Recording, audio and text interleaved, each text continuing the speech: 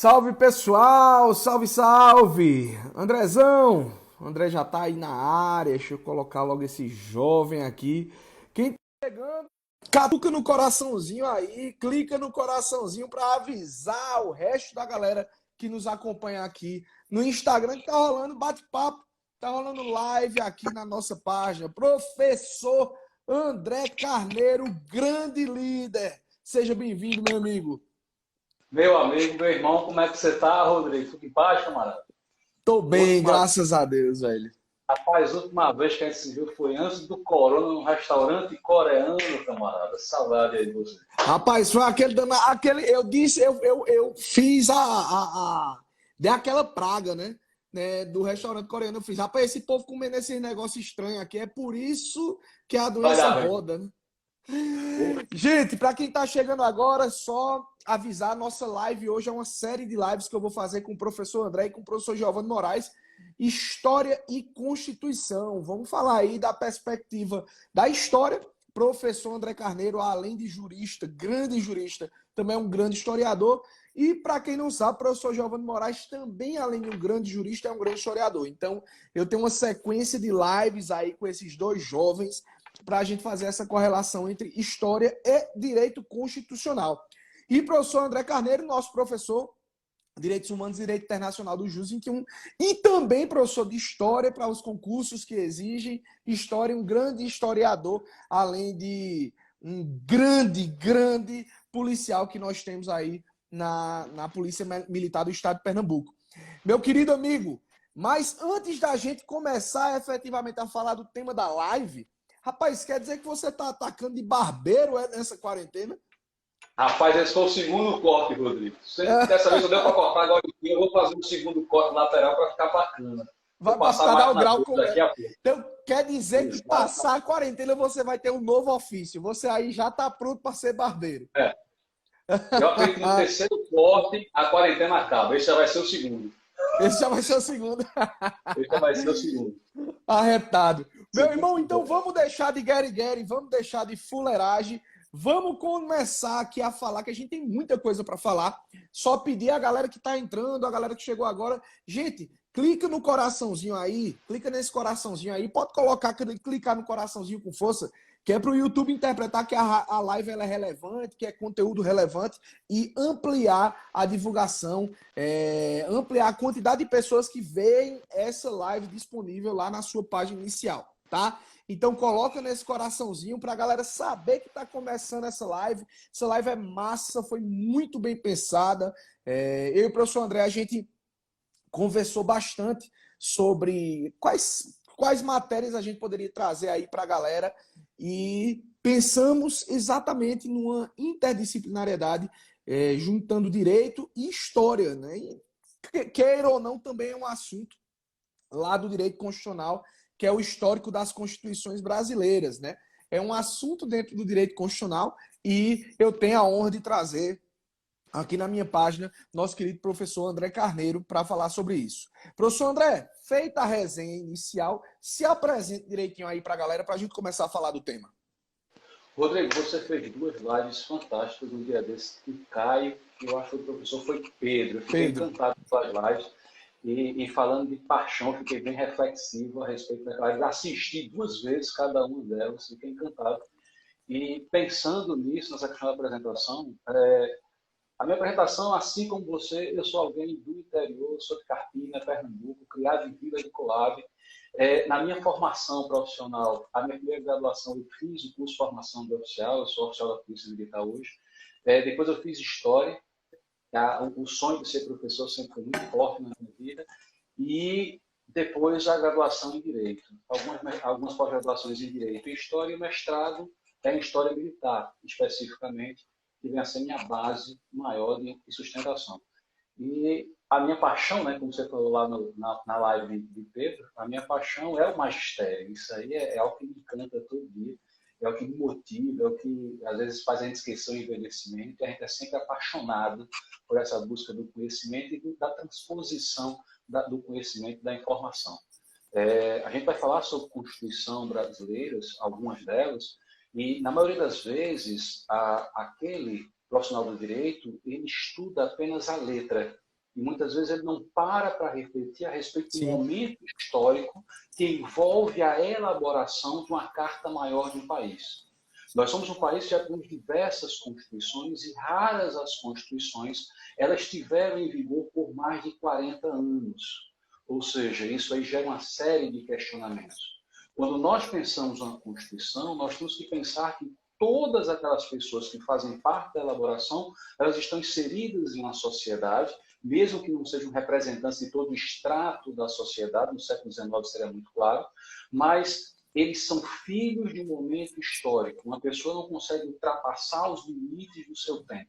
Ou seja, quando nós observamos uma lei antiga, uma Constituição mais antiga, deslocada do nosso espaço contemporâneo, é interessante muitas vezes perceber o que move o cenário político, o que move o cenário social, o que move aquele ambiente chamado Brasil.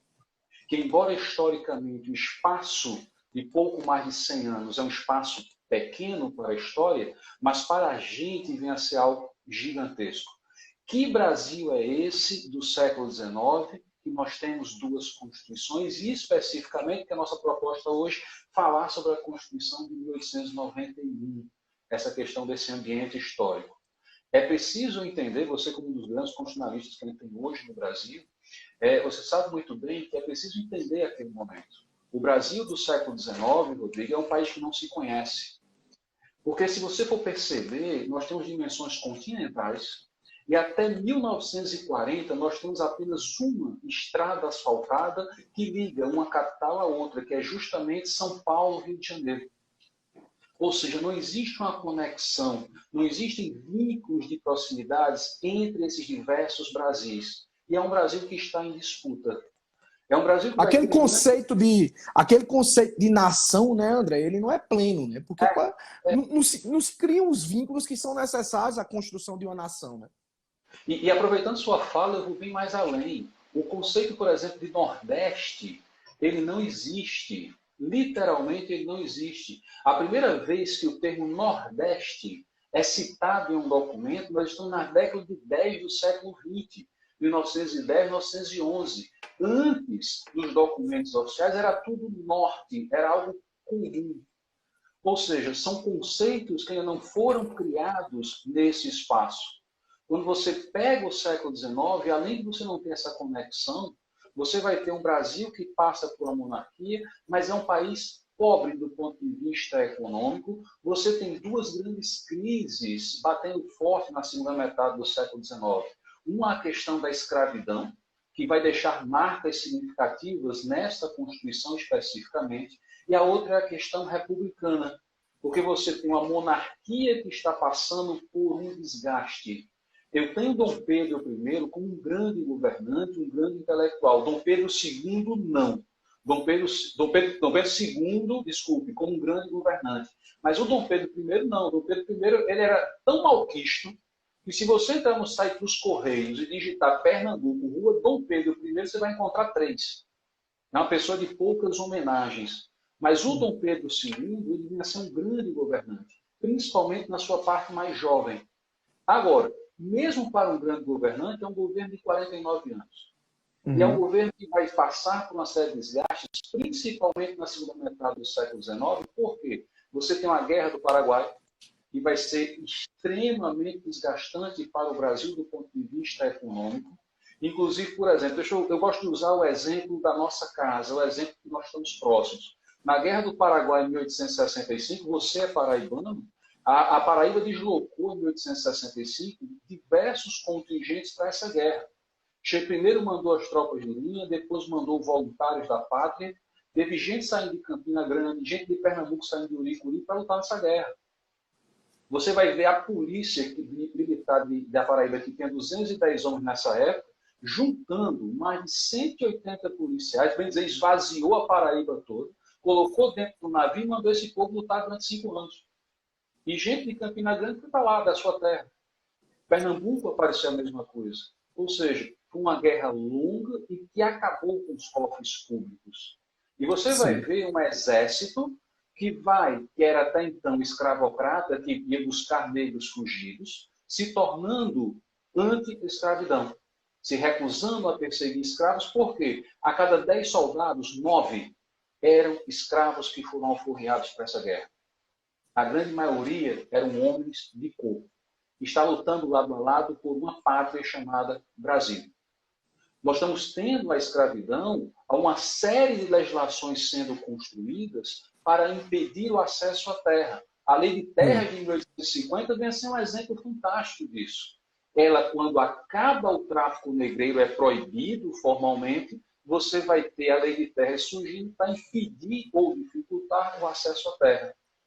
Quando nós temos uma reforma eleitoral em 1881, essa reforma eleitoral, em vez de facilitar o acesso ao voto, e nós sabemos que o voto no século XIX é um voto censitário, é preciso ter uma renda, é um voto masculino. O que é que eles fazem na reforma eleitoral de 1881? Preocupado com esse fim da escravidão que se aproximava, eles vão exigir que a pessoa fosse letrada, soubesse ler e escrever. Quando faz isso, Rodrigo, nós tínhamos aproximadamente no Brasil, essa é uma estimativa, uma possibilidade de 1 milhão de eleitores, o número reduz para 150 mil. Sim. A lei que está sendo pensada para essa futura, esse povo que vai fazer essa Constituição, eles vão discursar que vai ser uma república que vai fazer com que o Brasil venha finalmente crescer. Eles vão prometer uma Constituição que venha a ser para todos os brasileiros, mas efetivamente nós vamos ver uma Constituição, e essa é uma leitura particular minha, uma leitura focada em federalismo, espelhada na Constituição americana, mas o que vai ser esquecido, o federalismo americano daquela época, o federalismo que aparece nessa Constituição americana, que aí você pode dar uma contribuição muito maior do que a minha, ele é um federalismo contratual, isso vem ser pactuado com os estados. E você vai ver esse federalismo espelhado na Constituição de 1891, um federalismo horizontalizado, que está preocupado não com o conceito de cidadania. Você vai ver uma Constituição muito focada na ideia de propriedade, na ideia dos individualismos nas aristocracias. Tanto é que, quando você faz uma leitura, você vai ver as províncias do século XIX deixando de ser províncias, se tornando estados, mas esses estados têm um grau de autonomia muito grande. Ô, André, deixa eu te interromper aí, só porque você já está entrando na Constituição, e eu queria falar um pouquinho sobre uns aspectos pré-constitucionais, né? Só destacar aqui, porque assim, você começou a sua fala e eu concordo plenamente, sempre digo isso aos meus alunos, né? Para que a gente possa entender efetivamente uma Constituição e para que nós possamos fazer a leitura adequada da Constituição, é necessário entender todos aqueles movimentos que a antecedem e que a constroem, né? Para a gente tentar balizar a interpretação da Constituição dentro da lógica da formação do Estado. Né? Isso daí é fato indiscutível. Né? A gente basta trazer para os dias atuais para a Constituição de 88, você da leitura do preâmbulo da Constituição e do artigo 1º, você já percebe o efeito backlash, né? Ou seja, a reação que o Constituinte teve ao período histórico antecedente, no caso a ditadura militar, né? Porque no preâmbulo da Constituição, mesmo desse período de normatividade, mas tendo uma forte carga histórica. E no artigo 1º, nós percebemos uma sede absurda e absoluta por um regime democrático, por um regime plural, né? Isso está bem evidente. E aí, a Constituição de 1891, André, ela é uma Constituição que ela não carrega muito essa característica, pelo menos a minha leitura e dentro dos meus estudos de história, né? Não sou professor de história, mas sou um apaixonado, você sabe disso. A gente já trocou, a gente se conhece, para quem não sabe, a gente conhece desde um outro curso que nós dávamos aula, antes do JUS 21, e sempre que nos encontrávamos para gravar aula, a conversa era grande, e sempre falando muito de história. Professor André, uma capacidade, uma sumidade grande em história, eu tenho que aproveitar para tirar, né, sugar um pouquinho dele. E aí, André, o que é que acontece? A Constituição de 1891, de fato, ela é uma Constituição que, para quem está nos acompanhando e não está conseguindo distinguir, é a nossa segunda Constituição, do constitucionalismo brasileiro, que nasce em 1824. Só que a Constituição de 1824 é a Constituição monárquica, né? É uma Constituição atípica se comparado com a lógica das primeiras constituições que fundam o Estado liberal. Leia-se aí o constitucionalismo francês com a Constituição de 1791 e o constitucionalismo norte-americano com a Constituição de 1787, né? E aí o que é que acontece? A nossa Constituição de 1824, ela não vai muito nessa vibe de limitar o poder do Estado, mas ela vem disciplinar a nossa monarquia, né? Nosso regime monárquico. Beleza. Em 1891, nós vamos ter a primeira Constituição brasileira republicana, pós Proclamação da República, em 1889. Em 1891, de 89 a 91, nós temos um governo provisório. Em 1891, nós vamos ter efetivamente a nossa primeira Constituição republicana, como somos até hoje, e federativa, né? Só que, quando nós vemos assim por cima, parece que havia uma grande mobilização popular por uma república federativa, né? A leitura que se tem com baixo conhecimento histórico, pelo menos penso eu, me permita fazer esse julgamento, é que naquele momento existia uma ampla, uma absoluta demanda popular por um sistema federativo de Estado, uma forma federativa de Estado, uma forma republicana de governo. Só que, assim, em que pese que antes da Constituição de 1891 existiram alguns movimentos federalistas, isso é um fato, né? Nós tivemos algumas ideias federalistas que foram fomentadas no Brasil, alguns movimentos federalistas fomentados no Brasil, mas em uma perspectiva pragmática, André, no último parlamento eleito, antes da proclamação da República, nós só tivemos dois parlamentares republicanos eleitos, né? O resto, todos eles eram monárquicos. E aí o que é que acontece? Você bem colocou que existia ao final aí do Império, né, existia uma grande preocupação das oligarquias com as reformas que o Império estava começando a levantar e a fomentar. É curioso, coisa já é a história do Brasil, né? O Império, né, a monarquia, estava começando a sustentar e a se abrir para reformas sociais. E aí, aqueles oligarcas começam a mudar de lado, né? As oligarquias começam a mudar de lado, a virar a casaca, a começar a sustentar uma forma republicana de governo e o sistema federativo de Estado para não perder as suas vantagens, né? E aí isso vem muito forte com a proclamação da República. Porque o que é que acontece? A gente vai ter as antigas províncias convertidas em Estado, né, com a Constituição de 1891, e aí as antigas oligarquias vão ser agora os representantes dos estados. Né? Então, por isso que todo mundo, os oligarcas que antes defendiam a monarquia, passam imediatamente a defender a república. Mas não foi um movimento, André, me corrija se eu estiver equivocado, mas não foi um movimento que nasce de uma vontade do povo, como toda Constituição em espírito. Né? Me parece que assim o povo, de fato, ele não estava nem aí para o fim da monarquia. O povo, na verdade, existia uma densidade da monarquia no Brasil, principalmente nesse final do regime monárquico, e aí vem os militares, né? Tanto é que muito se fala, eu acompanho vários pensadores e vários também amantes da história que dizem que o grande golpe militar brasileiro foi a proclamação da República. Né? Não foi nem o golpe de 64, foi a proclamação da República, que foi de fato uma proclamação da República a total contrário senso do que uma Constituição carrega em se tratando de fundamentação. Porque uma Constituição, em essência, ela é fruto da vontade do povo. Né? Quando nasce o constitucionalismo, ele nasce com esse viés. Tanto na França, naquela lógica pós-absolutismo, naquela lógica da fundação do Estado liberal bem fundamentada no ideário iluminista, quanto na perspectiva contratual do constitucionalismo norte-americano. Não é isso, André? Exatamente. Rodrigo, essa fala sua é muito pertinente, porque o que acontece? Aparentemente, todo mundo era monarquista. Mas imagine, a monarquia é como se fosse uma cadeira com as 4 pernas sendo retiradas aos poucos. Ela é abandonada. Ela é abandonada pela igreja, porque a igreja está sendo uma série de embates com o governo monárquico, que a igreja desejava uma fidelidade única ao Papa, e você tem um poder ligado ao governo monárquico. Você tem um desgaste com o exército, que começava a defender as causas republicanas. Você tem um embate com a questão política, e aí esses monarquistas, principalmente os monarquistas ligados à escravidão tão arraigada nesse Brasil, quando tem o fim da escravidão, eles vão abandonar literalmente o apoio que se dava ao governo. E você tem uma coisa chamada tempo, Rodrigo.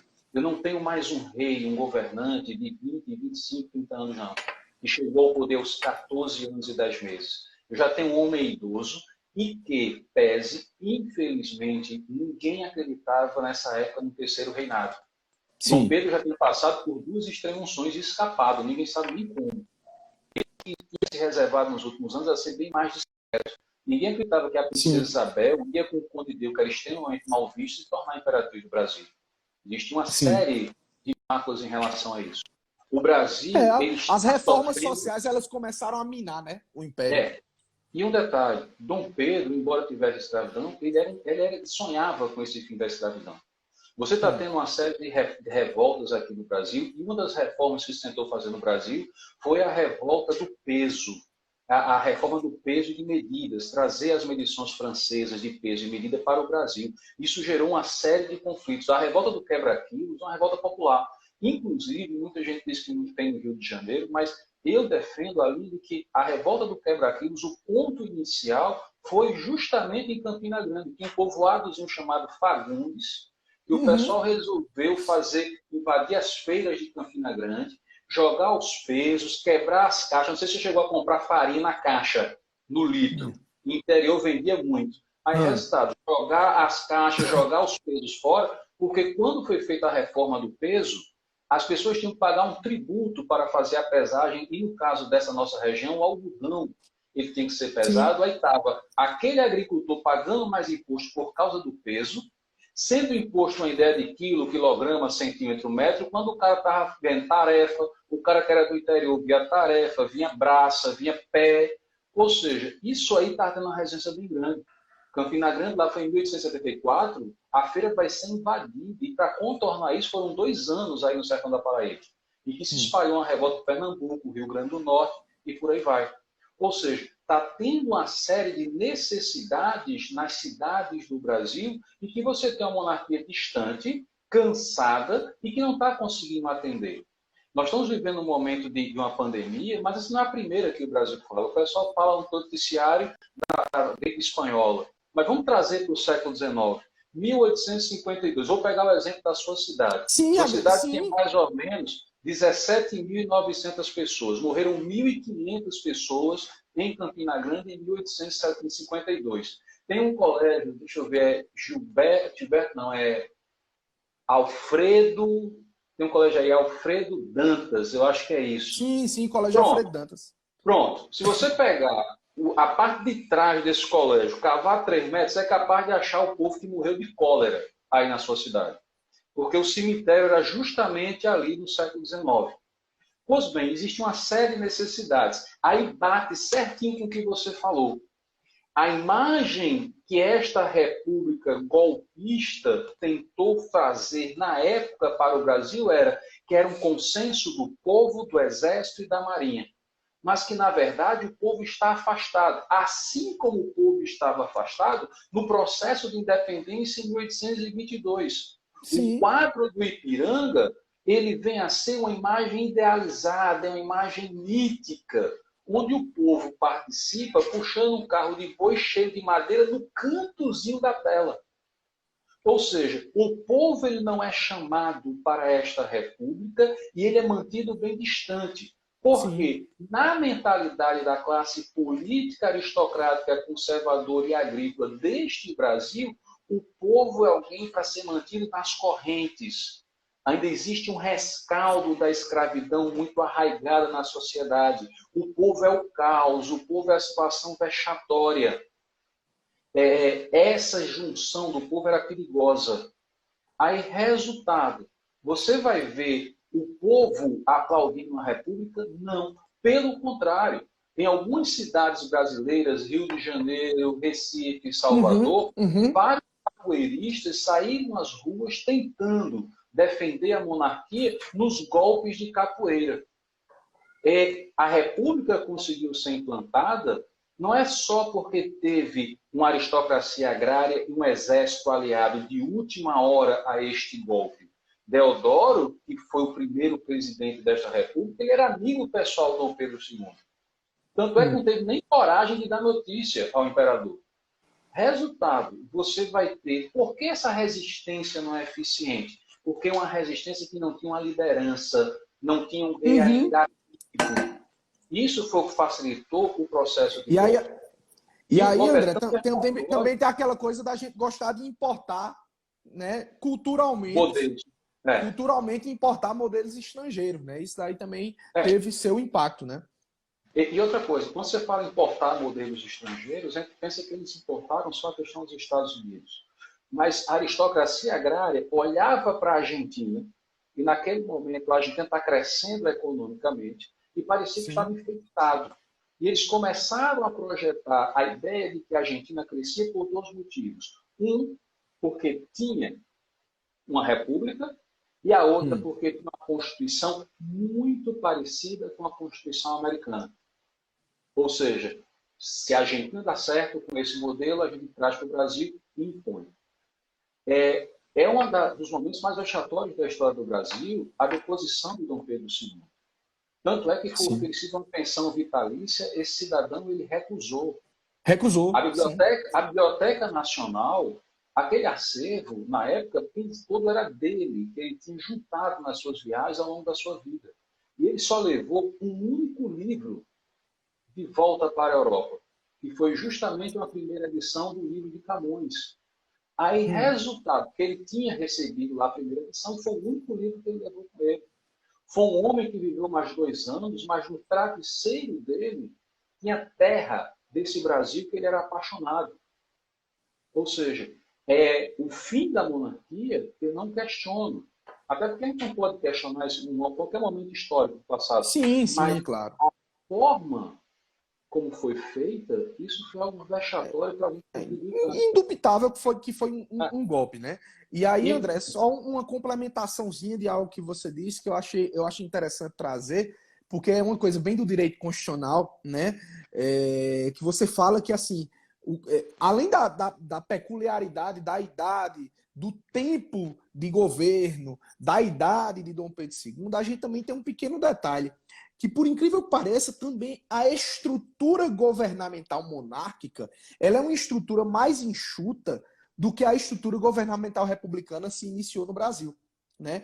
Porque quando começa a República Brasileira, pós-Constituição de 1891, tome criar cargo, Deodoro ele foi pródigo nisso, né? Deodoro ele não tinha muito senso de administração, tanto é que o governo dele foi curtíssimo, né? Não tinha tanto senso de administração e ele saía muito no personalismo, muito influenciado também por pessoas que lhe cercavam, e aí tome criar cargo e inchar mais, né? Então, assim, o regime monárquico ele não tinha nem como se afirmar dentro dos populismos que a gente vem conhecer agora no século XX, né? Mas o regime monárquico ele não teria nem como se afirmar nessa perspectiva da extensão do governo, né? Do tamanho do governo.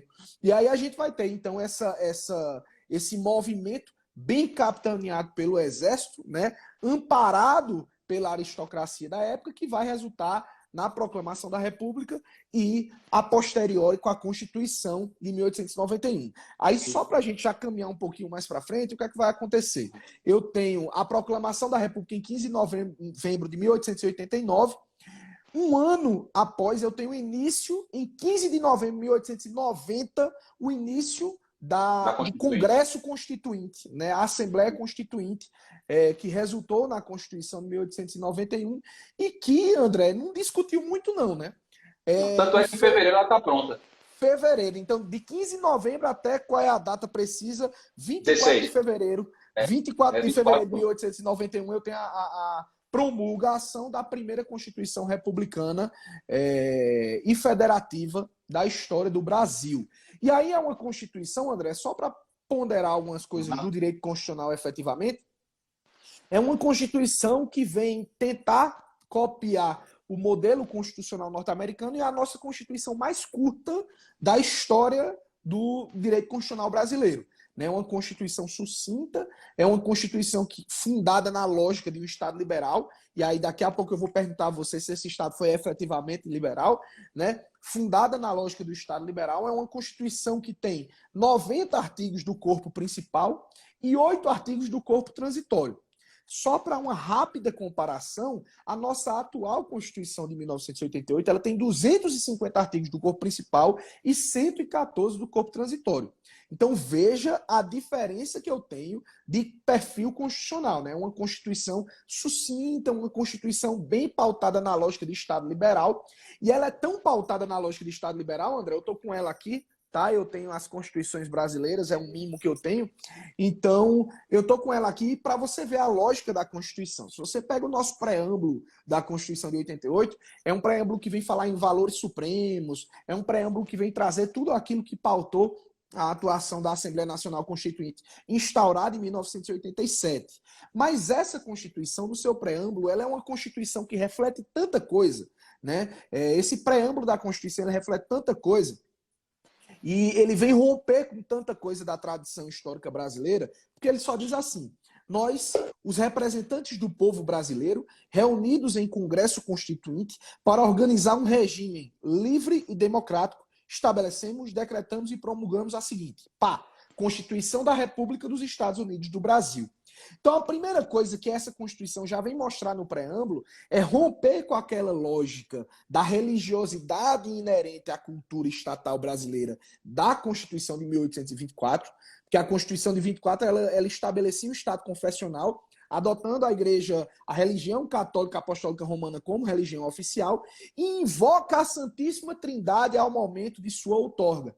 Diferente aqui da Constituição de 1891, que ela não faz nenhuma menção à religiosidade, e é um preâmbulo bem sucinto, que só vem destacar o seguinte: olha, aqui nós temos uma democracia, nós, representantes do povo brasileiro, estamos fundando um governo republicano e um governo federativo. Basicamente isso. E num perfil bem positivista, típico dos militares, né, André? Exato. Típico dos militares. Então você não tem muita arrudeia, muito guerigueri, não. Vem e funda a Constituição da República dos Estados Unidos do Brasil. Aí eu te pergunto, André, feita essa apresentação da nossa Constituição em linhas gerais, daqui a pouco eu vou falar de algumas peculiaridades de direito constitucional, efetivamente, mas aí eu te pergunto, a gente sabe que nós vamos ter esse governo republicano criado, uma república federativa, parte de uma lógica de regime democrático, só que na prática, não é muito assim que acontece na nossa primeira república, né? Tanto é que a Constituição ela só teve uma reforma, que foi em 1926, essa Constituição de 1891 só teve uma reforma, que foi em 1926, e essa reforma foi de caráter centralizador, né? Ela vai centralizar, vai restringir liberdades, e aí a gente vai ter uma nova Constituição, alguns poucos anos depois, em 1934, exatamente rompendo com esse paradigma. E aí, André, me explica aí, como é que funcionou, na perspectiva da história, essa primeira República Brasileira? Ela foi, de fato, um Estado liberal? Não foi? Como é que foi essa influência dos militares nessa primeira República? E, principalmente, um negócio que eu acho importante dizer. Essa Assembleia Nacional Constituinte, ela foi uma Assembleia Nacional Constituinte isenta ou foi uma Assembleia Nacional Constituinte influenciada pelo governo provisório? Rodrigo, ela foi extremamente influenciada pelo governo provisório e, diga-se de passagem, não existia um consenso entre os militares. Tanto é que você vai ter duas revoltas da Armada promovidas pela Marinha tentando depor o presidente. Primeiro Deodoro, depois Floriano.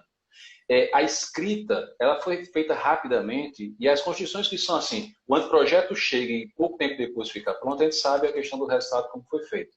E quem escreveu boa parte desse anteprojeto foi Rui Barbosa. Sim. Que era considerado um dos homens mais inteligentes da época, e realmente era, nesse processo. Eu fico até surpreso quando eu olhei a Constituição, porque alguém que tinha um nome tão grande na história do Brasil naquela época, botou um preâmbulo tão fraco, digamos assim, nesse sentido. Chama minha atenção esse artigo 63, e quando você olha o artigo 63, você vai olhar a respeito da questão dos estados, a autonomia batendo, dando uma autonomia gigante para os estados. Antes, as províncias, quem era o presidente da província era colocado pelo monarca. E ele não ficava muito tempo para não ficar muito vinculado ao povo da terra. E aí você vai ter o povo, a aristocracia, podendo escolher os seus representantes. Esse liberalismo que nós temos com essa república, ele é extremamente conservador. São políticos que vão estar pensando em suas realidades locais, em suas individualidades. Você vai ver a aristocracia de São Paulo extremamente preocupada com o distanciamento das questões sociais. Nós temos, nesse momento, na mentalidade da classe política brasileira, um darwinismo social daquele raiz, daquele impregnado. Ou seja, se o cidadão ele é pobre, é porque ele não está apto para crescer socialmente. E essa incapacidade dele, ele que se vire. Isso é muito forte na mentalidade da política brasileira do final do século XIX. Sim. E a Constituição, eu gosto de uma fala de um deputado chamado Gilberto Amado. Ele foi constituído, era formado em Direito aqui na Faculdade do Recife. Ele se formou em 1800, ele foi deputado em 1915. Ele formou em 1909 aqui, e quando ele foi deputado, a Constituição de 1891 estava em vigor. Ele disse certa vez no discurso dele, olha, a Constituição brasileira é como se fosse uma cúpula redonda que está flutuando no espaço sem nenhuma base de sustentação, porque ela não atende às demandas sociais. E aí uma fala minha, é uma Constituição distante do cortiço, é uma Constituição distante das demandas sociais. E quando o Gilberto Amado falava que ela estava flutuando, ele queria dizer, ela serve apenas para adornar o discurso de uma aristocracia que não conhece as necessidades do nosso Brasil. E diga-se de passagem, é um deputado nordestino, é um deputado sergipano, formado na Faculdade de Direito do Recife. Ele e aí já um destaque, né? Isso. Diga aí, Andrezão. Não, é porque eu ia só dar... Quando você falou da reforma de 26... A década de 20 é uma década caótica para os grandes centros urbanos no sentido de pressão popular. Porque quando você observa a Constituição, você não vai ver cláusulas que venham garantir direitos trabalhistas. A professora Mariana está aí na nossa live aí, direitos trabalhistas. Você não... A questão do habeas corpus era algo extremamente confuso. Você Sim, foi constitucionalizado em 1891, mas era assim. Você vê uma Constituição programada para um determinado grupo político. Uma das coisas que vem a caracterizar a cidadania é o direito do cidadão de escolha dos seus representantes. Eles vão colocar lá, o voto não é mais pela renda, como na monarquia. Mas eles pioraram a situação. Num país onde, do final do século XIX, início do século XX, eu tenho aproximadamente mais de 90% da população brasileira composta por analfabetos, quando exige a questão do voto de pessoas letradas, isso vai reduzir de forma gigante. Sim. Isso já excluindo a questão das mulheres. Mulher não vota, maior de 21 anos vota e desde que seja letrado. E militar não vota nem padre. Nem padre, ainda tem esse detalhe. Então, basicamente, André, é uma Constituição assim, que no preâmbulo eu tenho lá, nós, os representantes do povo brasileiro. Mas representação do povo brasileiro, zero. Era a representação, de fato, da aristocracia da época. Isso daí é indubitável. Né? Indubitável. E a prova é tanta, André, que aí, por exemplo, as normas editadas no governo provisório, invocando a Assembleia Constituinte, a eleição para a Assembleia Constituinte, elas não estabeleciam qualquer tipo de limitação para pessoas que estavam exercendo funções de nomeação do governo provisório militar. Né? Então, o que é que acontece? Exato. Entre 89 e 91, eu tenho um governo provisório militar, né? Porque aí depois da promulgação da Constituição eu vou ter eleições, onde Deodoro ele é eleito, né? E aí eu vou ter um governo militar. Esse governo militar, ele dá uma inchada no tamanho do Estado, que não era tão inchado à época da monarquia. O Estado ele vai crescer, tome nomeação de gente, tome cargo de livre nomeação, e aí esse pessoal que era nomeado pelo Estado não tinha inelegibilidade não, podia se candidatar à Assembleia Constituinte. Então o que é que aconteceu no final das contas? A Assembleia Nacional Constituinte, que era para ser de vontade do povo, ela foi da vontade dos militares da época. Isso é um fato. E da E aristocracia da agrária. aristocracia. Né? É até bom destacar, André, que a gente não está falando aqui de militares como um todo, estamos falando dos militares da época. Alta patente e alta patente. A alta patente, que é quem promoveu enfim, a proclamação da República a partir de vontades suas, sustentadas também pela aristocracia, em contraposição às amplas reformas sociais que o governo monárquico estava fazendo e a queda da credibilidade do governo monárquico, tanto no Brasil quanto numa perspectiva mundial. Né? Na verdade, as monarquias começaram a cair desde a Revolução Francesa, a gente começa a beber dessa influência, né, André? E aí a gente vai ter... Diz aí. E tem um detalhe, Rodrigo. Quando tem a proclamação da República, os militares foram chamados porque existia um receio de que houvesse uma tentativa de resgate da monarquia por parte da população. A aristocracia agrária faz, olha, deixe eles governarem enquanto isso é sedimentado. A República da Espada é uma república, bem dizer, temporária para atender o interesse da aristocracia. Os militares foram colocados com a forma de garantir a permanência da República. Sim, sim. Deodoro e Floriano são pessoas de grupos políticos diferentes.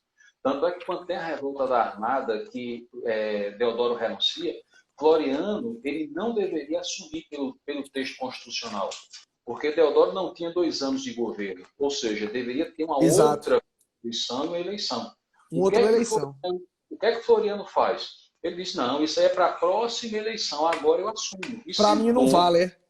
Sentou no poder e ficou. Você vai ter o manifesto dos 13 generais, que 13 generais de exército vão tentar derrubar Floriano, e o que foi que ele fez? Ele aposentou os 13. Depois disso, nenhum segmento do exército tentou mais derrubá-lo. Ninguém vai Você vai ver a Marinha tentar derrubar Floriano, feito conseguiu, na prática, derrubar Deodoro. O que foi que a Marinha fez? A Marinha chegou para Deodoro, colocou os seus navios perfilados no Rio de Janeiro e ameaçou bombardear a cidade. Deodoro já estava numa crise gigantesca, a economia está falindo por causa de uma política econômica equivocada, promovida por Rui Barbosa, que lá, lembrando o tempo de colégio, a gente conhece como enchilhamento, que jogou muito dinheiro no Brasil e a inflação foi para a lua. E Deodoro vai para ele, navio vai bombardear o povo fugindo da cidade, Deodoro renuncia. Quando Floriano assume que tabela o preço do pão, o preço da carne, o preço do aluguel, começa a querer governar, a Marinha olha para um lado e para o outro e faz, vamos fazer de novo. Sabe aquela coisa que o cara dá certo uma vez, vamos tentar de novo? Pronto. Sendo que um detalhe, a gente que é do interior, a gente sabe que o melhor remédio para um doido é o quê? Outro na porta batendo. Outro na porta. Quando a Marinha alinha os navios, faz, vamos bombardear o Rio de Janeiro, Floriano faz, fique à vontade. Pode danar bala, mas uma coisa eu tenho certeza, eu fico imaginando ele falando, eu tenho 2 certezas nessa vida, uma hora a bala acaba e não tem como você sobreviver nesse navio sem encostar em qualquer lugar, porque uma hora você vai encostar em terra. Rapaz, bicho, o inferno veio a terra, atira, não atiraram um tiro. Não vamos negociar, não vai negociar, não, vai ser todo mundo preso. O pessoal pegou os navios, foi para o Rio Grande do Sul, estava chegando alguns navios comprados pelo Brasil, ele mandou amarrar atrás, falando no nosso idioma, mandou amarrar atrás em carreira. Os oficiais da Marinha só escaparam porque montaram, chegaram no navio que estava indo para a Europa, sentaram, entulharam dentro do navio e foram para a Europa. Quando chegaram em Portugal, Floriano reivindicou que mandasse tudo de volta, Portugal recusou, porque tinha cidadania, e rompeu relações diplomáticas com Portugal. Esse pessoal da Marinha voltou para o Brasil, não foi quando ele terminou o governo, não, só voltou quando Floriano morreu. De tão perigoso que achavam ele. A eleição de Prudente de Moraes, que é o primeiro presidente civil do Brasil. Primeiro presidente.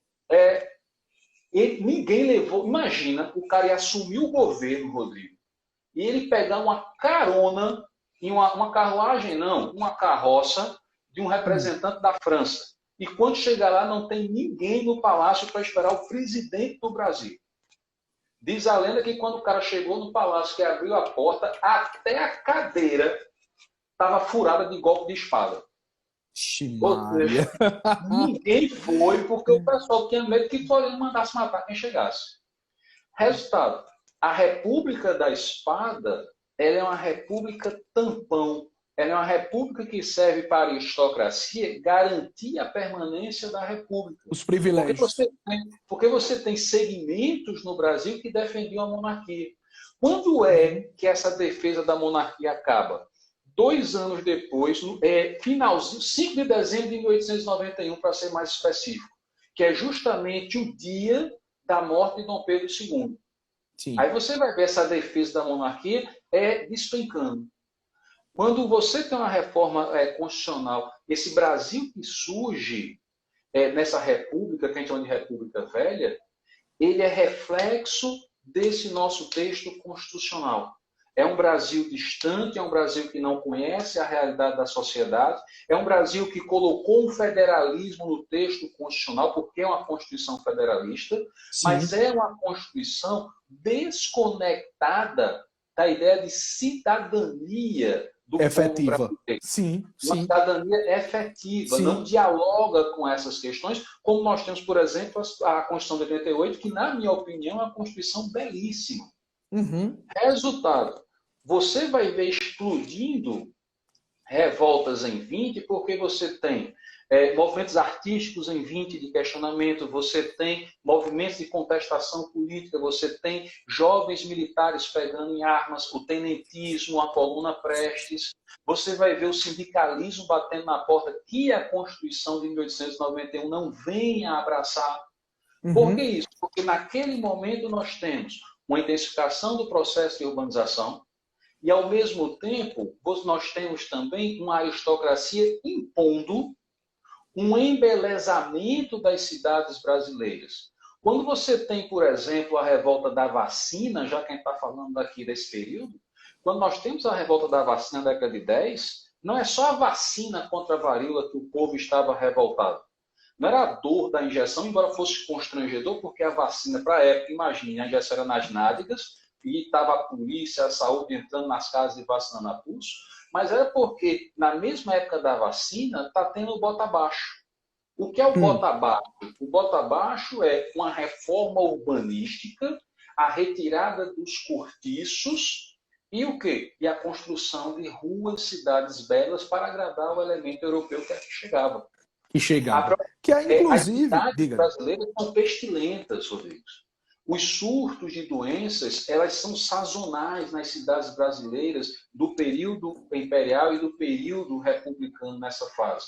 Tanto é que alguns países, quando mandavam seus representantes, esses representantes recebiam um pagamento a mais, porque já se sabia que o Brasil era composto por cidades virulentas. E a imagem dos sanitaristas da década de 20, não nem tanto, mas no século XIX, início do século XX, era de que essas doenças eram trazidas pelos pobres. Sim. Cólera, por exemplo, pobre, dengue, pobre. Por isso que eles fugiam para Petrópolis. Eles não sabiam por que em Petrópolis não chegavam. Eles achavam porque Petrópolis estava afastado de pobre. Teve surto de dengue, subia para Petrópolis. Mas aí não atinava que era mais difícil o diabo do mosquito chegar por lá. Chegar lá. Perto de pobre não é bom, ele se afastava. Ô André, é engraçado, né? Eu sempre digo isso, o Brasil, tudo que é movimento constitucional e movimento como um todo da política mundial, no Brasil sempre é atrasado, né? Então, por exemplo, a gente vai ter a fundação do Estado liberal, nem tão liberal assim, quer dizer, zero liberal, 100 anos depois do que acontece no mundo, né? E aí, esse movimento da urbanização, ele, na verdade, já vinha acontecendo na Europa, principalmente, né, pós-industrialização, há um bom tempo, e aí aqui a gente também vai demorar um pouquinho para acontecer. E aí essa mudança do perfil constitucional dos estados vem acontecer logo na primeira década, finalzinho da primeira década do século XX, né? E aí a gente vai ter ali em 17, 19, no finalzinho da segunda década, as constituições que criam estados sociais. No Brasil, a gente só vai ter isso a posteriori, lá em 34. Né? Então, a gente também, mais uma vez, a gente demora a ingressar num novo modelo de Estado desenvolvido a nível mundo. E aí, André, já que faltam 10 minutos para o Instagram avisar que a live está acabando, perdão, eu tinha aberto aqui a Constituição no artigo 69, a Constituição de 1891, para complementar o que você fala sobre a questão do cidadão, né? Então, a Constituição de 1891 ela vem falar das qualidades para ser cidadão brasileiro, o direito ao voto E necessariamente você tem que ser maior de 21 anos, alfabetizado, né? O analfabeto não tinha direito ao voto, e homem, apesar de a Constituição não prever expressamente o voto do homem. Isso só vem a acontecer no Rio Grande do Norte, né? Primeiro local onde a gente vai ter o alistamento eleitoral feminino em uma quantidade ínfima, já na década de 20, passado muito tempo da promulgação da Constituição. Né? Então, isso é uma das peculiaridades dessa nossa história constitucional, desse nosso momento da história constitucional. E aí, me permita, André, trazer algumas peculiaridades da Constituição em si, para a gente findar a nossa conversa. O que é que acontece? É a nossa primeira Constituição federativa e republicana, né? Cria uma república, cria uma federação, e por criar uma federação, você falou bem no artigo 60, né? O artigo 60? 63. 63 vai prever o poder constituinte derivado decorrente, que a gente tem até hoje, né? Que é o poder que os entes estaduais têm de criar suas próprias constituições, respeitado o limite da Constituição Federal. Nós vamos ter a inclusão, a constitucionalização do habeas corpus na Constituição, né? Não existia ainda o habeas corpus no texto constitucional, ele era previsto somente no Código Penal do Império, e aí ele vai ser constitucionalizado, vai ser colocado lá no artigo 72 da Constituição, que é o artigo que traz os direitos fundamentais. Só que, como você também já disse, o habeas corpus ele é meio de fachada, né? Ele é colocado ali, ele é alçado à condição de norma constitucional, mas na prática é uma norma inefetiva. E aí, em 1926, com a única reforma que essa Constituição passa, ele é retirado do texto constitucional. Nós vamos ter, também nesse momento, André, em se tratando de controle de constitucionalidade, e aí quase 100 anos depois do surgimento do controle de constitucionalidade nos Estados Unidos, ali no Marbury versus Madison, nós vamos ter o controle de constitucionalidade no Brasil. Esse controle de constitucionalidade vai ser no modelo norte-americano, óbvio. A Constituição ela tenta ser uma cópia da Constituição norte-americana. Essa jovem aqui tenta ser uma cópia da Constituição norte-americana e vai inserir a possibilidade do controle difuso concreto, né? O controle no modelo norte-americano, que é aquele que qualquer juiz pode fazer. Não existia ainda a compreensão de uma corte constitucional, de um tribunal constitucional, que hoje é o Supremo Tribunal Federal, apesar de que já existia o Supremo, mas ele não era uma corte essencialmente constitucional como é hoje em dia. Falando em Supremo, o Poder Judiciário ele era composto pelo Supremo Tribunal Federal, pelos tribunais federais e juízes federais, o Poder Judiciário da União, e nos estados, os tribunais e juízes dos estados. É uma Constituição, como destacamos agora há pouco, a Constituição de 1891, republicana, ela vem de fato tentar ser o contrário do que foi a Constituição de 1824. Então, o que é que acontece? Eu vou ter um Estado laico, isso está muito evidente no preâmbulo, né, André? Eu gosto de preâmbulo, André. Eu gosto de preâmbulo. Eu gosto, cara, porque o preâmbulo ele fala tanta coisa. Para um desavisado, para uma pessoa que está se aventurando no direito constitucional, não fala muita coisa, não. Mas para a gente que conhece um pouquinho de história, direito e política, né? Não vou dizer que conhece muito, mas a gente conhece um pouquinho. Quando você vê um preâmbulo desse, você já sabe o que é que a Constituição se propõe. Né? O métier do texto. O métier do texto já está ali. Um preâmbulo desse, praticamente... Rapaz, esse preâmbulo é tão sem graça, que, meu amigo, parece uns humoristas que eu conheço por aí, que cada piada que fala, você tem vontade de chorar, né? É diferente, por exemplo, do preâmbulo da Constituição de 1988.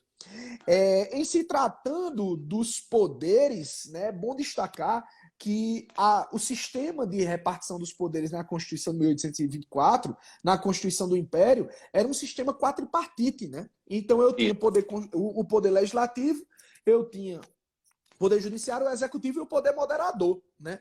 E aí, obviamente, num sistema republicano, rompe-se com essa história do poder moderador, nós vamos ter uma Constituição que estabelece um sistema de repartição dos poderes tripartite, executivo, legislativo e judiciário. O executivo era exercido pelo presidente e vice-presidente da República, a duração do mandato era de 3 anos, né? 3 anos, e o legislativo, ele por sua vez, ele tinha 2 câmaras, como a gente tem até hoje, Senado e Câmara dos Deputados, só que o mandato era de 3 anos dos deputados e de 9 anos para os senadores. Da mesma forma como ocorre hoje em dia, eram 3 representantes por estado, e aí esses 3 representantes por estado, eles tinham uma alternância de 1/3, André. A cada 3 anos, eu tinha uma eleição, né, eu tinha uma nova eleição e a cada eleição eu elegia um senador. Então a alternância era de 1/3 em cada eleição para um mandato em 9 anos que os senadores tinham. E aí tem duas peculiaridades da organização do poder, tanto legislativo quanto executivo dessa Constituição, que eu acho interessante trazer. A primeira, o Senado Federal, ele era presidido não através de uma eleição dentro da casa, ele era presidido pelo vice-presidente. Então, o vice-presidente da República, além de ser vice-presidente, ele era também presidente do Senado Federal. E uma outra peculiaridade diz respeito à eleição do chefe do Executivo, né? A eleição do presidente da República e do vice. Por quê? A eleição era por maioria absoluta, do mesmo jeito que é hoje em dia, né? Então, era necessário que o indivíduo tivesse a maioria absoluta dos votos. Só que olha a peculiaridade. Se ninguém atingisse a maioria absoluta dos votos, aí o que é que haveria? Uma eleição indireta no Congresso Nacional entre os dois mais votados. Na prática, isso nunca aconteceu, né? Porque não teve nenhum candidato à presidência que não tenha atingido a maioria absoluta dos votos. Até porque a gente tem eleições fraudulentas, quem tem a máquina na mão é quem está ganhando a eleição. E se acontecesse uma façanha de alguém conseguir vencer, contrariando essa lógica da corrupção, ainda existe uma salvaguarda e proteção da aristocracia, que vem a ser a chamada comissão de verificação. E essa comissão de verificação ela poderia praticar a chamada degola, ou seja, Rodrigo Rabelo foi o deputado federal mais votado da Paraíba. Caso Rodrigo Rabelo representasse uma inquietação para algumas aristocracias, a comissão de verificação ia considerá-lo inapto. Iria riscar o nome dele, ou seja, ele seria degolado, não na prática, mas na escrita, e o segundo colocado, ou terceiro, estaria assumindo o cargo. E ele não teria nem como questionar efetivamente isso aí, porque estava na comissão de verificação sendo regulado. Pois é, então assim, só acaba isso Constituição absurda, né? Exatamente. Então, meu amigo velho, para não sermos tomados de surpresa, e o Instagram não promoveu uma degola, já que nós temos 2 minutos, eu só tenho ali a agradecer, meu amigo, por aceitar esse convite. Vamos ver se daqui a 15 dias a gente faz outra com outra Constituição, né? Para a gente também não sobrecarregar aqui com a mesma temática. Mas eu achei sempre é uma oportunidade fantástica estar com você digitalmente, virtualmente ou presencialmente. Estou doido para acabar essa quarentena para eu pagar a promessa que eu estou em dívida com você de lhe trazer aqui para a minha amada Campina Grande, para lhe levar para a gente comer uma carne de primeira, uma carne de sol de primeira. Isso, que você é o homem da carne, né? Eu sou diferente de Giovanni, viu? Eu não vou lhe levar para comer mato, não. Então, esse obrigado, negócio de uma sopa com folha de alface não é comigo, não. Olha, pessoal, só para terminar, e aí você vai ter 1 minuto e meio mais ou menos para terminar, Andrezão. Galera, quem gostou da live, printa a live, reposta que vai ficar 24 horas salva aqui no perfil. Me marca Rod Rabelo, marca o professor André Carneiro que a gente vai repostar. Querido, passo a palavra para você, tem 1 minuto e meio para fazer suas considerações finais e se despedir da galera. Rapaz, Rodrigo, é sempre uma alegria a gente estar conversando aí, foi rápido, eu gostei particularmente, é um tema que me atrai muito, essa ideia da história próxima ao direito, muita gente às vezes não reflete a respeito disso, tem muita gente chique assistindo a gente aí, professora Mariana Martins, aí, professora lá do Jus 21. Chique demais, ó. Aí, de peso aí, professora Maria Tereza assistindo aí nossa live, você tem uma responsabilidade histórica na nossa fala. Aí eu vi Daniel, Carla, Ana também assistindo aí nossa live. Agradecer a todo mundo. E outra coisa, isso aí é um trabalho nosso, é a nossa paixão. É ponto de discussão. Se tiver discussão de outra live aí, manda aí na nossa mensagem do Instagram e vai pensar aí como é que vai articular isso. Rodrigo, um grande abraço. Estou com saudade dessa terra maravilhosa, tá certo? E daqui a um tempo a gente se encontra novamente. Um abraço, meu. Um abraço. Valeu, meu amigo. Também. Vou mandar. Valeu, galera. Obrigado de coração. Só lembrando, quem gostou, vamos incentivar o trabalho dos professores. Então, printa aí essa tela dessa nossa live, posta, manda a galera vir assistir. São 24 horas aqui disponível, tá? Remarca, marca o professor André, que a gente faz questão de repostar. Tamo junto nessa luta contra o coronavírus e tamo junto sempre na busca pelo conhecimento. Um abraço, meu povo, um abraço, Andrezão. Mari, obrigado pela audiência. Professora Maria, obrigado pela audiência e a todos vocês também. Um abraço e até a próxima. Valeu, grande abraço, meu irmão. Se cuida. Você também, querido.